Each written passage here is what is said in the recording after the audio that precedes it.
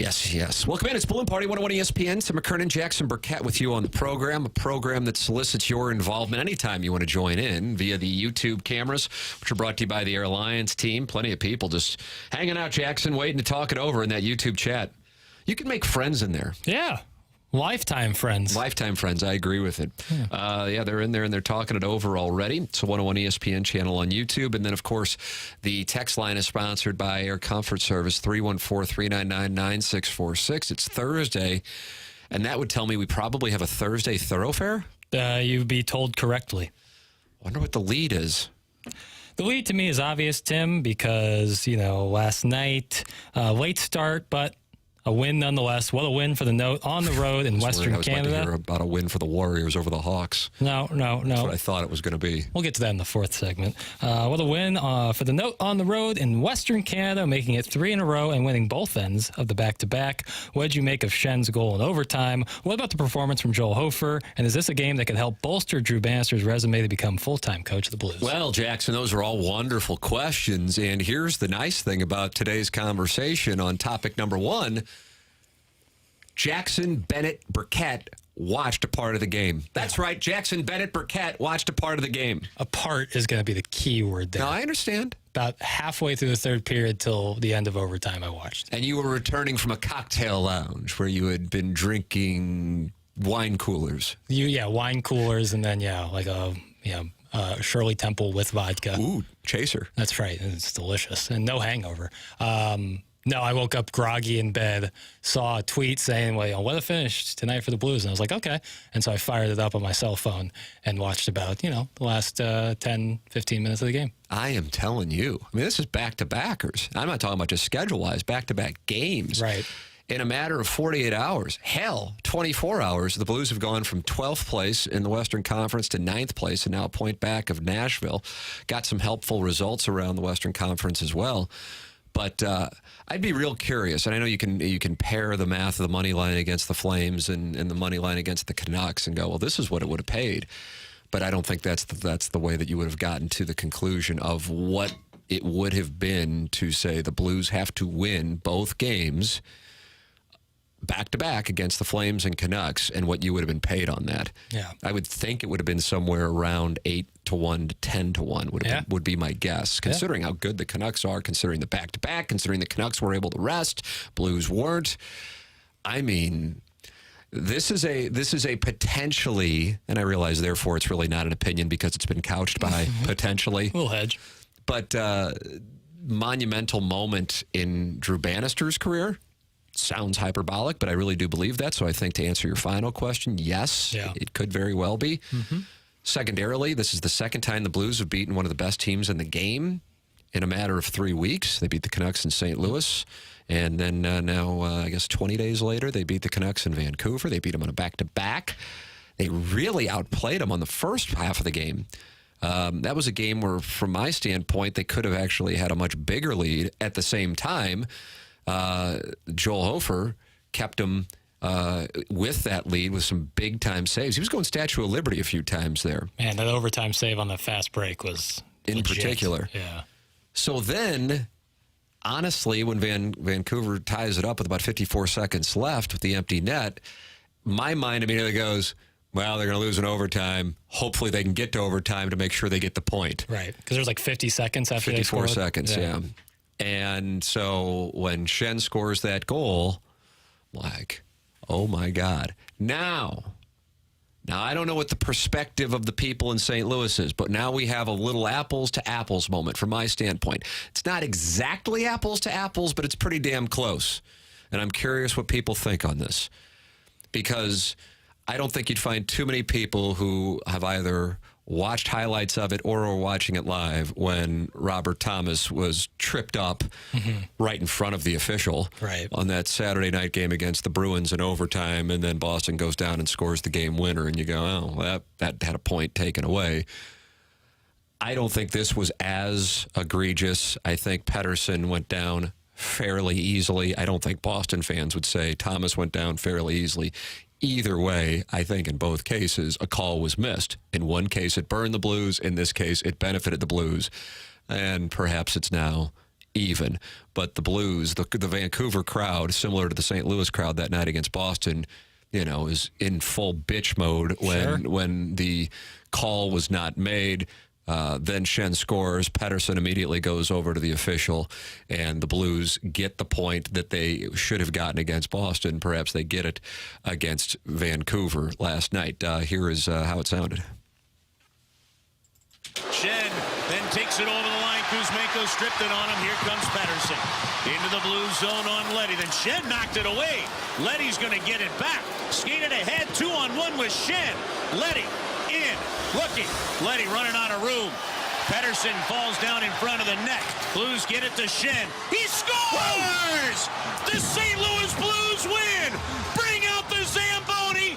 The captain buries the game winner for the Blues! 4-3 the final tonight in Vancouver.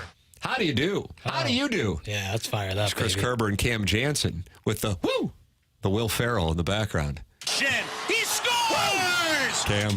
I love that Cam Jansen. Yeah, me too, man. Might be one of my favorite people in all the land. Yeah, he's great. So the Blues, how do you do, Jackson? How do you do? Here's where things were. Let's be honest about it. Yeah, what? Because today I'm not going to let you lie to this audience. I'm not going to let you do it. Right. Damn it. After the game against Philadelphia, not so much. Boston was frustrating, but you weren't necessarily pissed at the Blues. You're pissed at the official. But you still pick up a point. But you lost. The game against Philadelphia on that Monday, then the loss against Washington. You're going, okay, this might be the death spiral. Mm-hmm. And they were trailing by a significant number of points on the wild card spot with a bunch of teams in between. Then they get a very impressive, not just win, but performance against the Capitals on Saturday night in St. Louis. Go out on this trip, come back against Calgary in another game that looked like it could have gotten away, and instead Schenn gets that shorthanded goal, carrying some momentum into the third period, in which Kyrou gets the game-tying goal, and then they win it. And then you're like, okay, now you're kind of playing with house money against Vancouver. Hofer get the start, one of the best teams, whatever. And then they come out, Jake Neighbors, Parayko, bats out of hell. And then they're able to hold on and then win it in overtime. Holy crap. So at this exact same time last year, it was a different set of circumstances because the free agents that were going to be out there for the Blues, different than this year. But Doug Armstrong and the Blues were evaluating a homestand at this time last year. And it was do or die. If the Blues were able to succeed in the homestand, maybe they would hold on. Still would have advised against it personally, but either way, they might have held on. But instead, they got worked over in the homestand, and what happened after that was no more Tarasenko, no more O'Reilly, no more Barbashev. Now, different set of circumstances because you don't have that free agent class again. But at this exact same time in the season, and against a much more difficult portion of the schedule with this opponent stretch since around Christmas, the Blues have beaten the Stars, the Canucks twice, beat the Rangers, the Kyrou hat trick night. We're right there with the Bruins. I'm probably missing one. I mean, they're right there with the Avalanche and then lost that one in the final few minutes. Point being, number one, they're playing against great opponents and doing this. Number two, they're having some comeback wins, some wins that put you to the test, like a back-to-back. They've played 6 back-to-backs this year. They're 3-3 in back-to-backs in Calgary and Vancouver. I mean, especially with the order of Calgary, then Vancouver, and considering the Canucks' rest. Yeah. And then also, if the team is to get into the playoffs, barring a huge, huge surprise, they're not going to be chasing down Winnipeg, Colorado, or Dallas. So they're going to be in the wild card spot. Well, who are you going to be playing? You're going to be playing one of these top teams. But the Blues won the season series against the Canucks 2-1. And perhaps their least impressive game of the early portion of the year was a Friday night loss to Vancouver. And now they come back and they beat them in the next two. So with that said, and now just a point back in Nashville, they get to play Los Angeles, who's the wild card leader, on Sunday. This is, I don't know. Listen, let me tell you what I got. I got a fire under my ass. I was fired up. I don't know if I went no like Cam, even though I like the woo. Yeah. But when Schenn got that goal, a little fire under my ass. And you know what? I'm not afraid to say it, Jackson. Come after me. Sure. Come after me. I'm right here. Sure. Think you can take me? I got good a shot as anybody.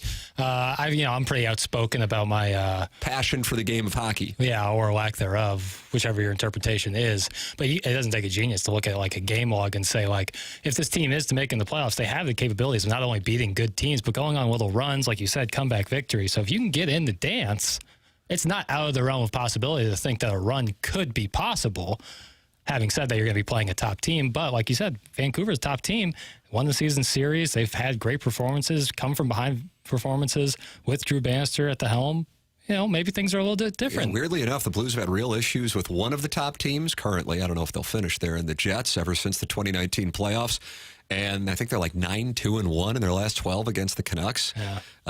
So, yeah, if you could kind of hand pick, Sure. You'd go, let's fly 4.5 hours back and forth to deal with the Canucks. Break their hearts again. So that is a super encouraging win. And I wonder if you are in Doug Armstrong's chair and if a decision has not been made already, if you go, this team has really responded against some better opposition.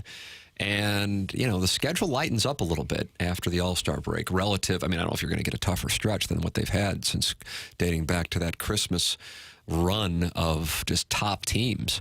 So this is encouraging. It's exciting. Jake Neighbors' performance, Joel Hofer, I haven't spent much time on him outside of the Statue of Liberty.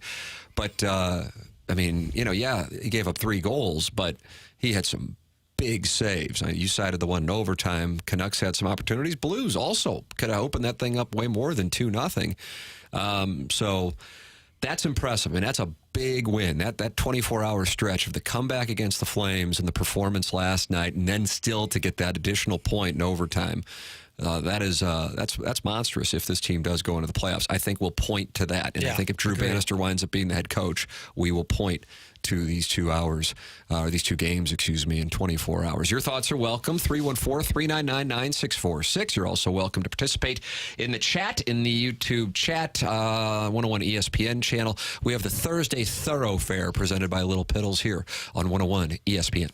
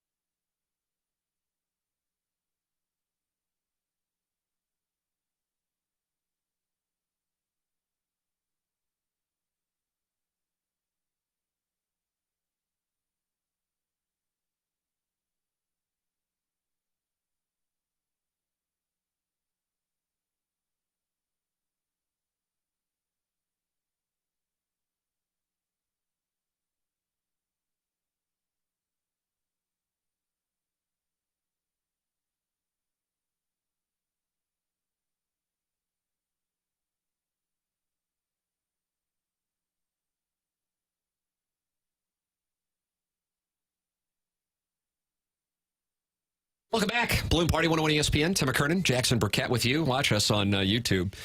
And let us know if you'd like to go out with us. I'd like to go out with us. So good. Such a sick drop-in.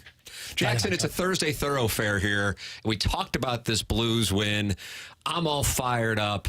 It was a Jim Dandy is what it was. The Canucks were minus 210 last night. Yeah, I was actually really thinking about betting against the Blues last night. Just because, my God. Binner's out. Holfer's going to be in there, one of the best teams of the league coming on rest. Blues are on the second half of back-to-back. It had all the recipe, but oftentimes when the recipe is all there, the opposite happens.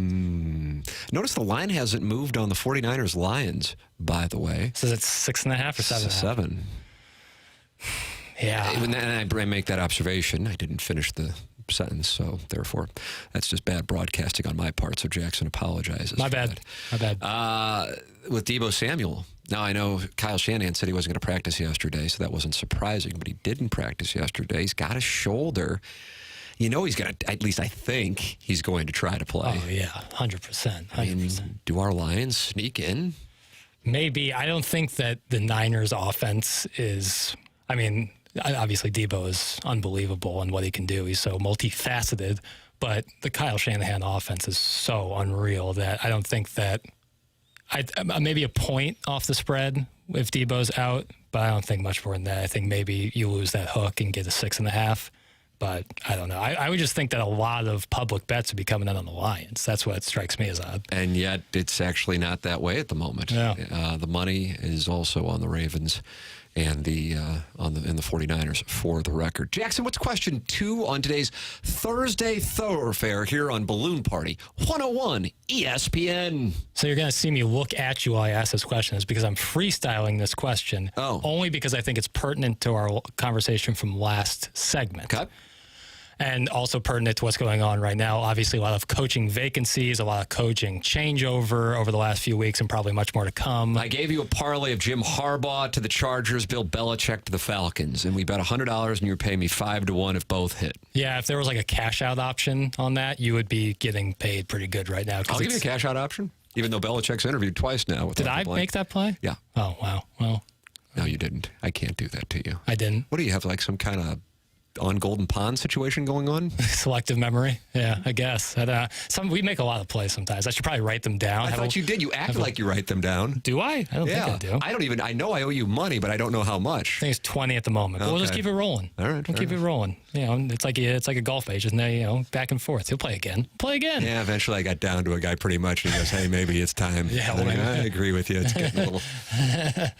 So what's the question? Yeah, my question is, when you're looking at all these coaching vacancies, obviously we're doing a lot of almost like fantasy football, right? Where should this person go, that person go? If you're inside the organization, whether it be player, staff, even fans, how do you think people react to the in-house hire versus the maybe a little bit more splashy public hire from elsewhere? How do you think front offices balance that? How do you think that looks from inside with the players and how they react to it? Is it totally situational? What are your thoughts on it? I really like the question, but I have a question first. How does this tie into the first segment? Of Drew Bannister. Drew Bannister. Yeah. Got it. Okay, then I follow you on that. God, I don't know. I feel like it's a case by case on the, not sport, because I could say college football and pro football, both football, but different. Yeah, right. So, for example, why do I differentiate specifically to college football? I'm sure you're making reference, of course, to Harbaugh, even though it ties into Bannister's interim status. If you have an assistant who is incredibly popular with recruits and boosters, that matters a hell of a lot more than saying a pro coach who's popular with like free agents and sponsors. Right. The recruit thing matters a hell of a lot more than free agents in college football and transfer portal for that matter, which is essentially free agency. And then boosters, my God. I really think when it gets down to it, boosters, it depends on what university, but assuming you're a big-time program in the spot to compete for a national championship, a la the defending national champions in Ann Arbor, then that stuff matters. I think boosters have played a role in essentially managing Auburn's athletic department for a while. So with that all established, it's a case-by-case spot. For whatever reason, Brian Kelly. Now, again, this is solely just like people theorizing and kind of, I think, hoping because their Missouri fans are mad at Blake Baker that Kelly would then leave Baton Rouge and go to Ann Arbor to replace him. Credible reports from Pete Thamel yesterday suggested that they are not going to go outside the program. And Coach Moore, who replaced Harbaugh during the 3-game suspension and obviously was undefeated since the team was, would be the head coach. Yeah, makes total sense. And Michigan in particular is in such a weird spot. I know. I mean, now that portal will open up for 30 days for their players. Right. They weren't going to have the same group back anyway, although there's still high expectations. It's a tough spot. If you're him, you want that opportunity, of course, but he's going to be held to a standard just like Kalen DeBoer is going to be held to a standard. And you have 3 of the 4 teams that were in the playoff just 2.5 weeks ago with different coaches. The only one who's still around is Sarkisian in Austin. Yep. And it probably wouldn't have been that way had Saban not retired, but that obviously Well, that would immediately eliminate Alabama's position, Right. and then DeBoer isn't leaving. I don't think DeBoer is leaving Seattle for much else. No way. And so that's kind of like what I'm like, especially with Michigan. So they obviously in the playoffs. So in that December run where people are transferring like crazy, they're not involved with that. They're locked into what they're doing. And then they win the national championship, and then their coach leaves. So now this portal opens up. There's not as many players as there was come December. You got a new coach coming in, possible sanctions and penalties coming in with that. They're in like a really weird spot where they had like the ultimate mountain climb where they're the best team in the nation, and now could be facing like a really steep descent, like in a major way. And that's kind of, I had another question about that on the thoroughfare, is how do you think Harbaugh's reputation will age in Ann Arbor? Because right now he's the king of the world. He brought them a national title. He will be like a Barry Bonds in San Francisco, like a politician if it's from your team's side, who no matter what, you'll say, well, he's innocent, or if he's not on your side, you'll say he's guilty. So outside of Ann Arbor, he'll be a pariah. Inside of Ann Arbor, he'll be how Barry Bonds is welcomed back to, what is it now, Oracle Park? Yeah. You follow what I'm saying? Like, because I think baseball fans, when Barry Bonds shows up and they stand as if Babe Ruth himself has just walked out of the field, people go, what in the hell? You know what I mean? Mm-hmm. And then in San Francisco, they're like, why does everybody hate Barry Bonds? That's how I think it will play out. I'm sure there's some other examples, perhaps you can think of, maybe involving basketball. I don't know. On that, I'm not positive, but I asked the question about Harbaugh only because if they do have sanctions and penalties come down on them. I know I get what you're saying. They'll say that it was wrong. Okay.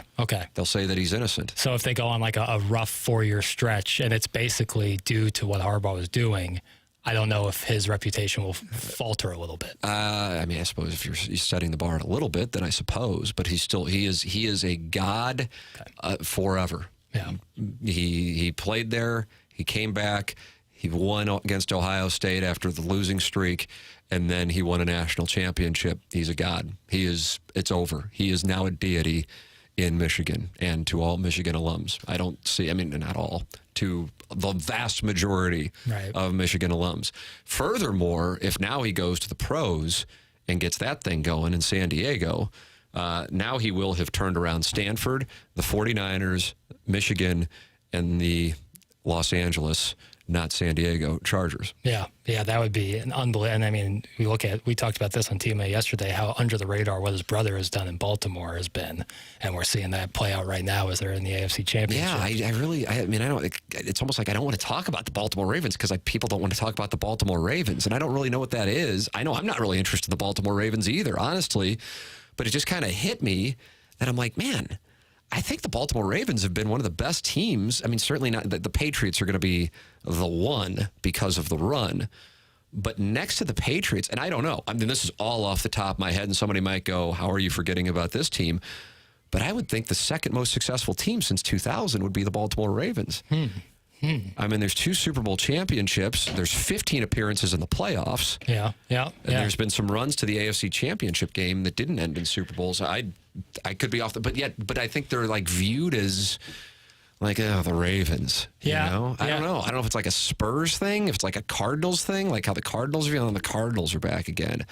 I don't know. Probably closer to the Cardinals thing. I also think, But they did have a polarizing personality in Ray Lewis. Totally. You know, Lamar Jackson, I think people appreciate him, but I don't think he's loved or hated like Ray Lewis, you know? Definitely not like Ray Lewis and obvious off-the-field stuff with him that was going on. But, I mean, too. Lamar Jackson is Patrick Mahomes. How do you do? That's outstanding. I think part of the Baltimore thing is because the success is over a long period of time, and it's not like the Chiefs that have been like this, like in a tight window of time. They've been unbelievable. You know, their Super Bowl wins are far apart, but they're in the playoffs almost every single year. I think the AFC North plays a little bit in that because it's kind of like that grittier style of football. I agree, and that's what I was about to say. I think they do it in a more gritty way, and certainly the 2000 team. God, I would have loved it if the Rams could have played them in that Super Bowl. Oh, the Rams lost to the Saints. That offense versus that defense. Because the Rams defense was dreadful, and the Ravens offense was dreadful. Dilfer? Was that Dilfer? It was Dilfer, I believe. Yes. I mean, the Rams offense was so good. Yeah. May have been better than 99.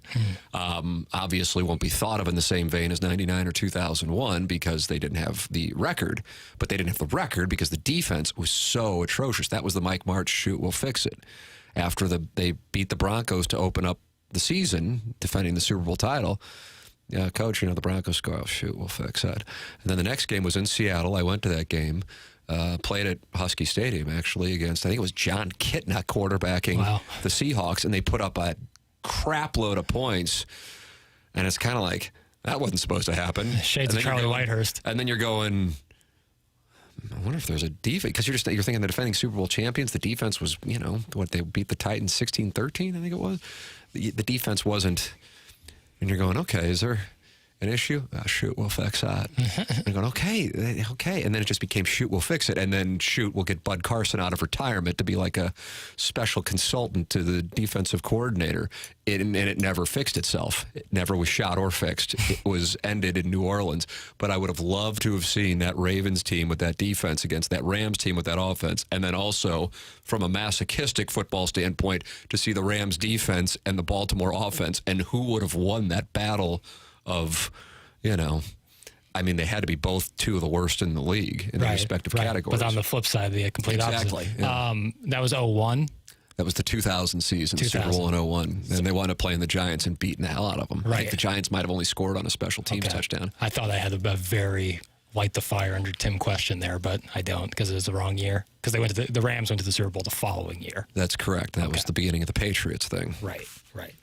I don't know where the Ravens were in 2001. I don't know what happened there. That's my question is, had we got that awesome matchup and the Rams would have won that game? The Patriots beat the Steelers on the road to beat the Rams with Drew Bledsoe, by the way. Fun facts for no one tell. Brady got hurt and Bledsoe played. And then there was an actual decision as to whether or not the Patriots and Belichick would start Brady or Bledsoe in that Super Bowl against the Rams. Fun facts. No one tell yet again. And I remember going down to that Super Bowl and going, this is going to be kind of dumb. They're just going to beat the hell out of them. It sucks. Kind of wanted to see them play the Steelers. That would have been better. And then all of a sudden at halftime, you're going, oh, boy. What do we got going here? Yeah. Oh, they can't move the football against these guys. The magic of having game film, though. Your thoughts, 314-399-9646, YouTube chat also active, and you're welcome to partake there. It's the 101 ESPN channel on YouTube. Tim McKernan, Jackson Burkett with you. It's the Thursday Thoroughfare on Balloon Party.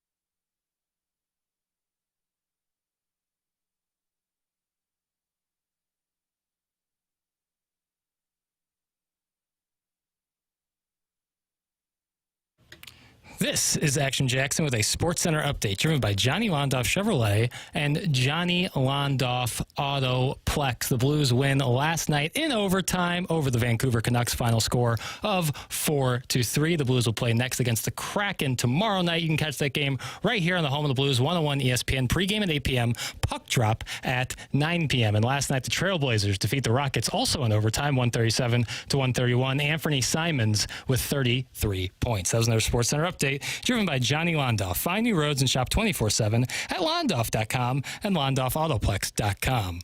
Are you kidding me?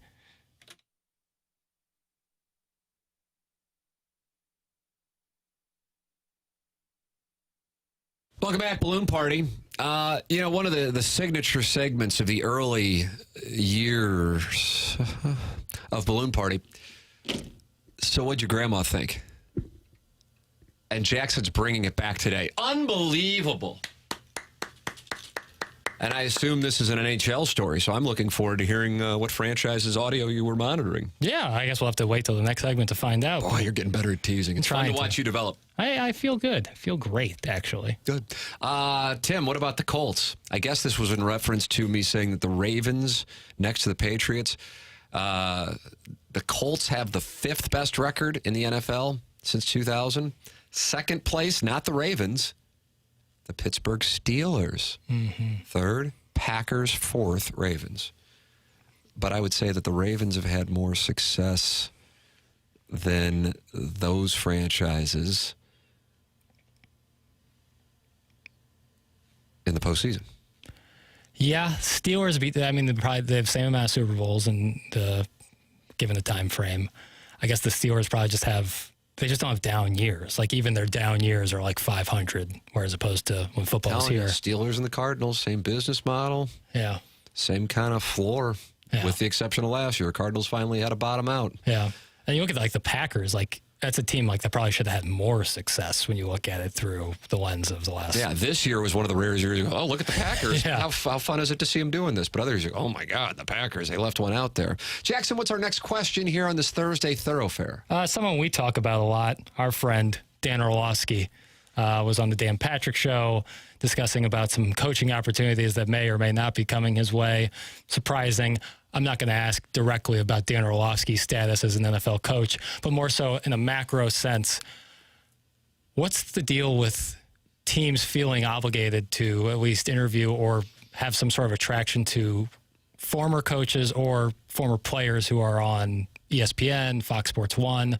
Why do you think? Give me some examples. I'm not saying that you're wrong. I'm just Well, just looking at a few weeks ago, and obviously he's a former coach, or a few days ago, but Doc Rivers gets hired right off of the TV set, basically, at ESPN. But I think we both agree Doc Rivers and Dan Orlovsky are different. Certainly. It just kind of seemed like Urban Meyer, who has gone back and forth between the two. But again, in both that you're presenting, they both won championships. They're not known for being take guy. No, certainly not. And I don't think the take guy is getting all of the coaching opportunities. But I really want a 30 for 30 on Orlovsky as a coach in the NFL. I need a deep dive on this. That would be wild, just because. I was looking for the backstory on it. And so the way that this has transpired is he went on Pat McAfee's show and said he'd be interested in being a coach. And then after saying that, then he does Dan Patrick's show yesterday and says he's gotten some feelers from NFL coaches now, organizations now that they know he's interested. Is the Steelers are just, maybe going to part ways with Tomlin if Orlovsky became available. I just have trying to wrap my head around this whole thing. Yeah, that one is the strangest one of them all. That is wild. But I think it kind of seems like if a coach is I don't have a job here, I'll just go to one of these major networks and keep myself in the public eye. And I don't know if subconsciously or actively teams are looking at that yeah, this guy is available. They're doing stuff. They're probably wanting to get back in the game. I just don't know if that's a mindset of a coach. It's I'm no longer going to have a job. It's not fair for me to do this, but I'm going to do it to you. Is there somebody who you can think of outside? You've talked about Doc Rivers and Urban Meyer, but somebody who's kind of just been a guy coaching who then gets on ESPN and then gets job opportunities. I'm asking not to No, I get it. have my Tom Cruise, Jack Nicholson moment with you. I'm just trying to figure out if like your basis is rooted in truth, or maybe it's just more perception. Because again, I don't think people view Doc Rivers as a broadcaster. I know that was his most recent job before the Bucs job, and I don't think people view Urban Meyer as a broadcaster. They view him as a successful college coach for certain, not NFL coach. So that's why I'm trying to see if there actually is merit to this theory that coaches go into broadcasting so as to stay in the mix for coaching. The Van Gundy brothers strike me as two that possibly, because both have coached a lot in the NBA and done a lot of broadcasting in the NBA. So those two would be like the ones right at the top of my head. More specifically, Stan, who like bounced back and forth a bunch. So that's like the only one. It just could just be a case of they're talented, really talented at both, and so their services are wanted. It just kind of like there was the discussion of like possibly Belichick going to a major network and being on like a panel show, and I just don't see anything that he's done in his career that would warrant that. I didn't know that was being discussed. Oh yeah. Saban, absolutely. Yeah, but that would not be a case of someone who's trying to get back into coaching. His job was solidified. So you're saying Belichick might go to a panel show to then try to get back into coaching? Like I'm not saying that. I saw others saying that, and it's like your follow up is like, who's saying that? Yes, 100%. I don't know, because if it's like guy on Twitter, pack a lunch. But if it's like Andrew Marchand was writing, I read a lot of stuff, and so it's sometimes I can't. I don't know. If you're watching on YouTube, you can see the disappointment on my face. I know I'm not like pulling this out of thin air. Like I know I saw something, because why else would I say it? Because he has done nothing in his career to warrant like he would be great in the Right. studio. I mean, if there's one guy who would be bad, right, it would be him. That's kind of my point. So that's kind of maybe I'm off. But do you think Tom Brady has any interest in coaching? No, but he's not a coach. No, but he is a all-time great former player. What's that got to do with the question? Well, because a lot of these all-time greats sometimes go into coaching. And so I'm asking, like, is the broadcast booth a stepping stone? Now I'm asking again. I'm really asking. I really am. And I hope you believe me, because I'm not trying to do you dirt. Mm-hmm. What all-time great quarterbacks have like gone, okay, now I'm going to coach, and maybe I'm all-time great quarterback. Like Jim Harbaugh did play quarterback in the NFL. His last team, if I'm not mistaken. I watched him play against the Rams. God bless him, the good Rams here in St. Louis. But I don't know. I mean, I'm giving you some time here. Right. And I want to ask a counter question, but that would be dodging your question, which would be unfair. But I recognize it. I can tell you have 7 high and you got caught. It's fine. Yeah, I don't. 4-bet. It's your only chance to take down the pot is to 4-bet. There isn't one that I can think of off the top of my head. My counter question is, how many all-time greats go into broadcasting? When I mean broadcasting, I mean calling games. Well, me. Right. Okay. Adam Wainwright. But at the level of Tom Brady, like Wayne Gretzky does the panel show on TNT. I know, but I didn't bring up Tom Brady. You brought up Tom Brady out of nowhere. Yeah, I'm straw manning. Get with the program. We're trying to be Orlovsky. But I still don't understand what Tom Brady had to do with the conversation. I asked, do you think Tom Brady would ever want to get into coaching? And do you think it would be better? But that's it's like new, like graphic over your shoulder has changed. Now, on to players in coaching. Fair. Like I said, I'm straw man. I feel like you feel strongly about where you're coming from, but you don't want to come back over the top. No, I really don't, because I don't have any backing. But I probably do. I just don't have the research in front of me, because ham-handed question on my part. Boy, then this is really honesty in media. I can recognize my flaws while also like the play is so confusing by you that I think you might be ahead in the hand. Yeah. It's like when I'd sit at the World Series of Poker against somebody who I could tell didn't know what they were doing, but they had a bunch of chips. I couldn't figure out what he's on. Oh, it turns out he had King 8 offsuit.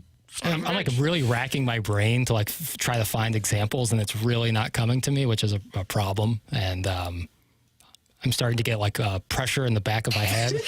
So if my eyes start bleeding, just know I followed and I was intrigued by, is this something that coaches who want to get back into coaching do? Who would be examples of Jeff it? Jeff Saturday on broadcasting, and then became coach of the Colts, and then back to broadcasting he went. And you think he's going to be back in the mix for another head coaching job? Not anytime soon, but but he shouldn't have taken. That was a victim of circumstance. I was a victim of a very unique owner. Right. But I don't think people like Jeff Saturday's career. What do you think of? You probably think of center, Yes. Colts, Yes. broadcaster. Right. Oh, yeah. And then for like a month and a half, he coached the Colts and people were confused by it. Mm-hmm. Ooh, Rex Ryan. That's the one that I kept thinking of. Rex but Ryan. I don't know if Rex Ryan really wants to get back into coaching. I don't think he does. Okay.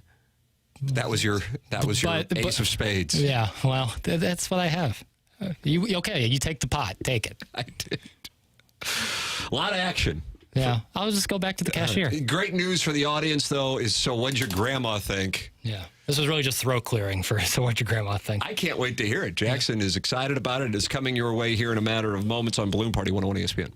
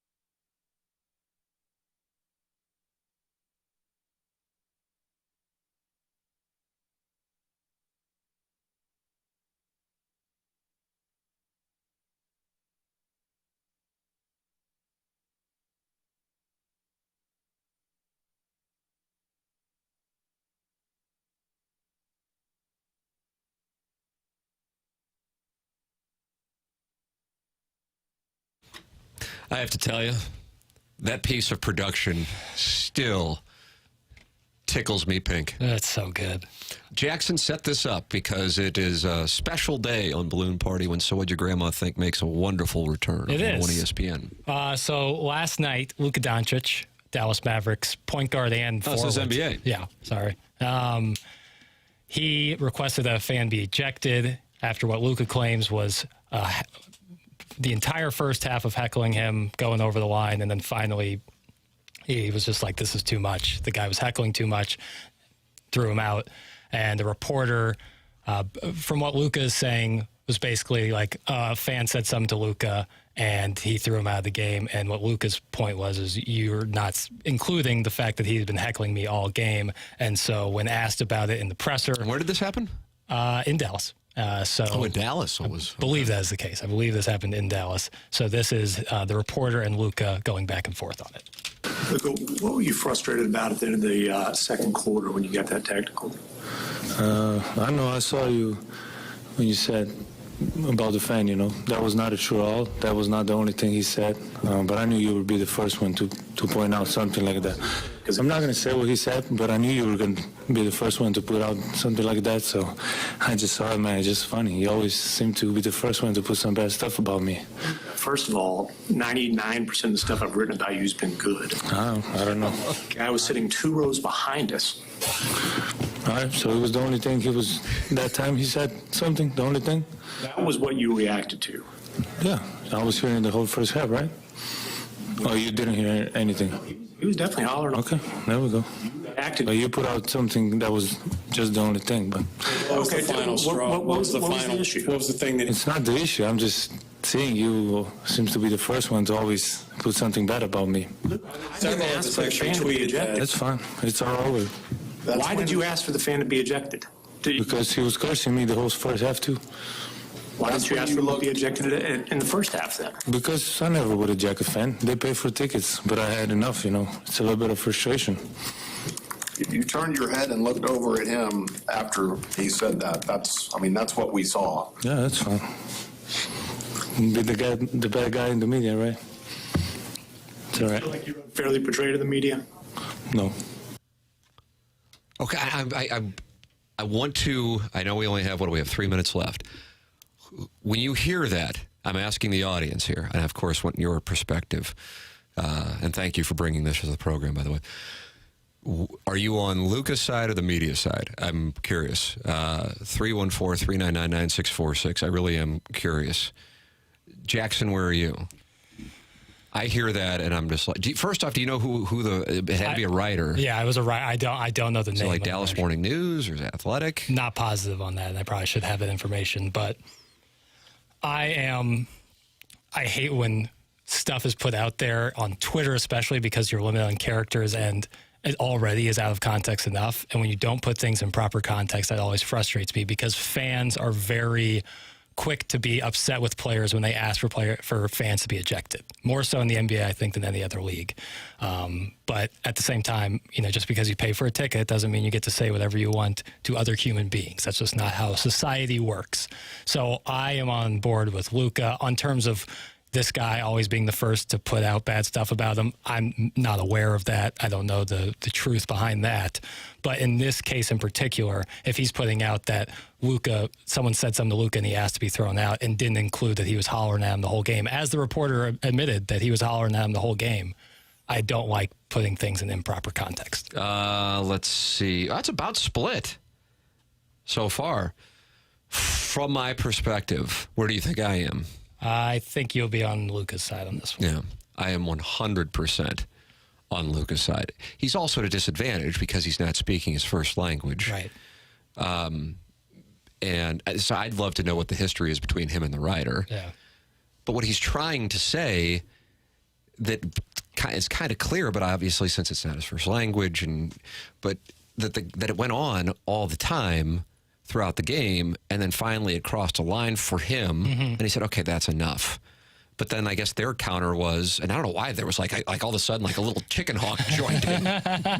Where'd he come from? You know, it's like if two guys are fighting and all of a sudden some other guy jumps in, you go, what the hell are you doing? Yeah. So the chicken hawk goes, well, what, you know, why was that too much? Well, because then he had enough after like it went on for the first 2 quarters. Right. So, but Luka has an issue with this guy going after him in particular. And then he goes, do you have an issue with the media? No. Well, then the reason is because it's one guy. Right. I mean, it's like the guy's a bad player fighting for his career. Yeah. Oh, God. I don't know why I chose to major in journalism. I really don't. This is a moment of self-reflection. I guess I could do it off the air, but it's just such a bad business. It wasn't this bad, though, when I chose, you know? And all I wanted to do was play-by-play anyway. But then I majored in journalism, which was like a mistake. And then all of a sudden I'm doing local TV, which is really dumb. Like, it was dumb then. I mean, now it's really, really dumb. Oh, God. What did I do, Jackson? What did I do? Regrets. I Had a few, but then again. We're harmonizing right there. Did you notice that? That was like Wilson Phillips. Yeah, that was really good. Thank Ending the show on the high note. Yeah. Time for us to go. BK and Ferrario are up next. Jackson and I are going to be on live on YouTube, on youtube.com/TMASTL, doing QFTA at around 11:30. Send your questions, comments, hate mail in, McKernan at InsideSTL.com. This has been Balloon Party on 101 ESPN.